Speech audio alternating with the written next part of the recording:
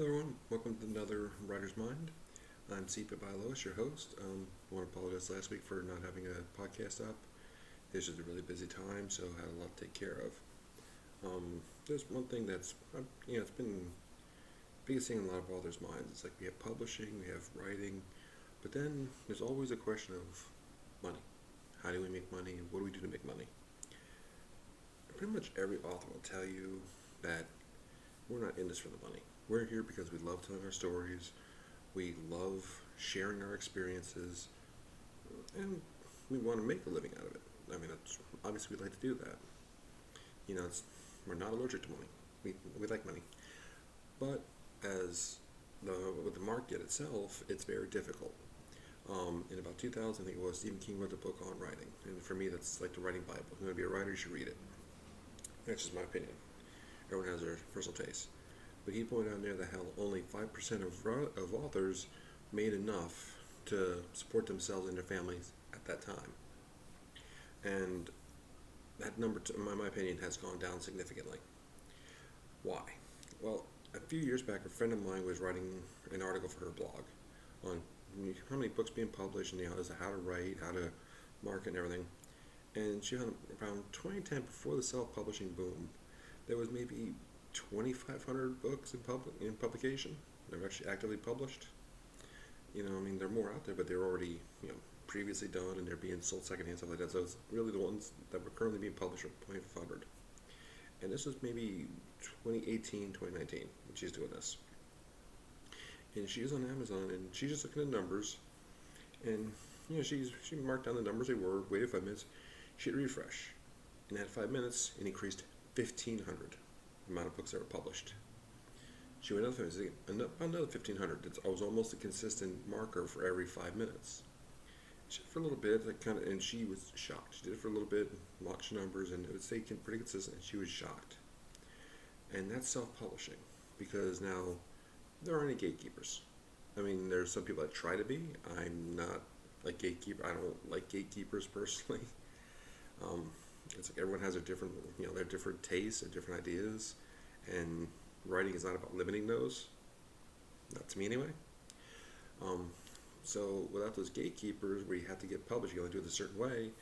Anybody can put a book out. And yes, there are some clunkers out there. We all do. We all have our own clunkers. Whether it's short stories, whether it's our books, whether it's an idea. Everyone has clunkers. I mean, there are some that really needed more work and more fine, but that you get feedback from. That's something where, we saw some opportunities, we wrote books, and we threw it out there, and it is what it is. I know for myself, early on, I listened to everybody before I learned to sift through the information. So, as the years went on, you can see me progress from my very first book up to my last one, how I got cleaner. I became more refined, things like that. It happens. It's, attrition. And in the old system with traditional publishing, you would have to go through that several times without knowing what you're doing to get the final product where the publisher wanted, assuming the publisher wanted. I mean, you look at some people, they're turned down how many times, like Stephen King, J.K. Rowling, on and on and on. So many people are turned down so many times before they finally found that one publisher. And it's because someone didn't like the story. It's that simple. And self-publishing has removed those gatekeepers, has allowed us to publish what we want to publish, roll the dice. Unfortunately, it's also diluted the market.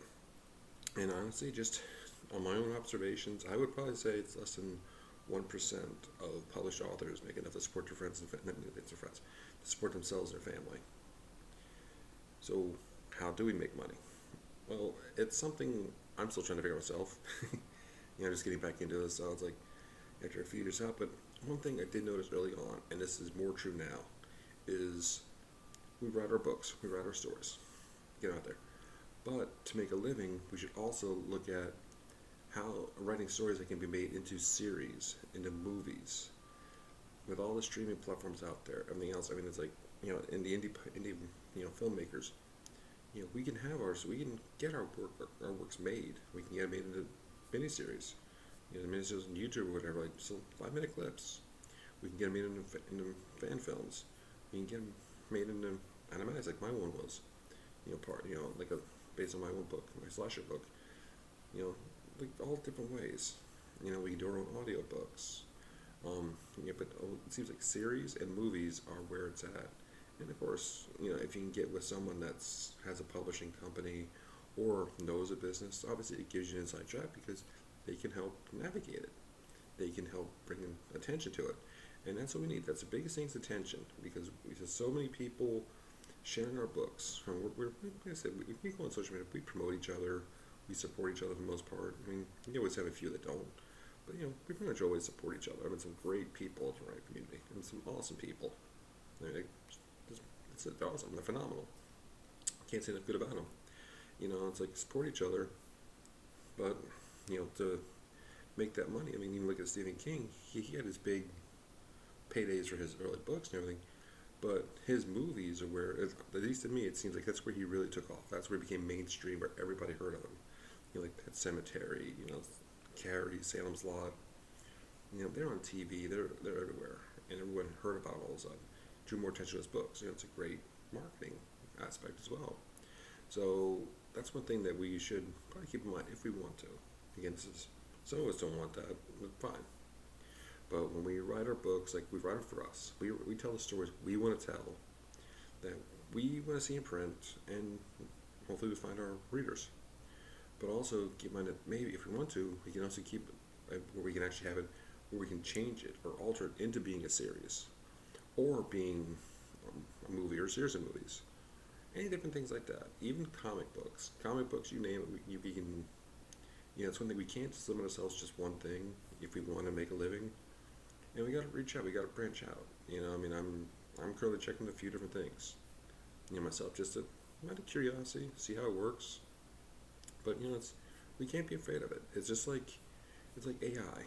To me, I spoke about this before. AI isn't to do it. I don't believe in using AI to create our content.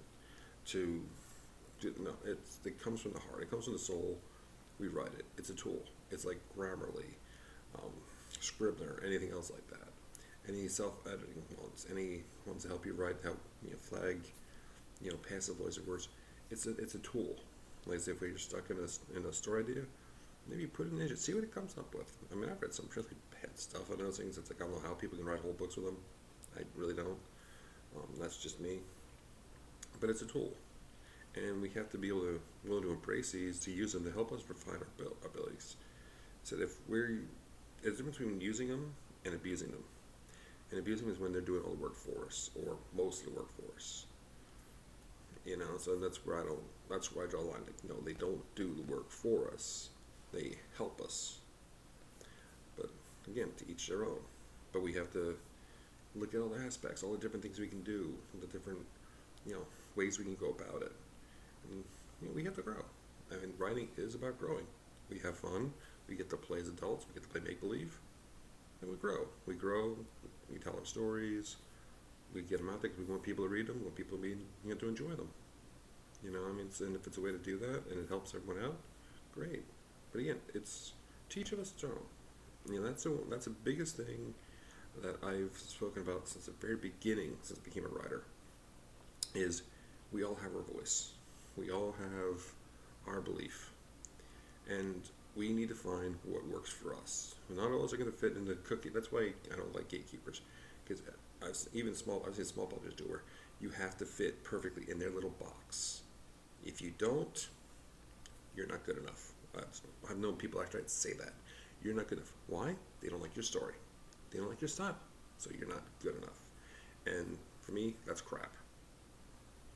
It just is. That's BS. We each have our own voice. We each have our own story. It's about finding what works for us. What tips work for us. What information works for us. What publishing works for us. What marketing do we want to make into a series? It's all individual choices, and it's all up to us. So, you need to keep following our hearts, working hard, and we'll get it done. All right? Well, thank you so much for listening, and if you could please like and subscribe and share. Greatly appreciate it, and thank you for your time. And see you guys next time. Until then, remember, let your imagination fly free. Have a great one, guys.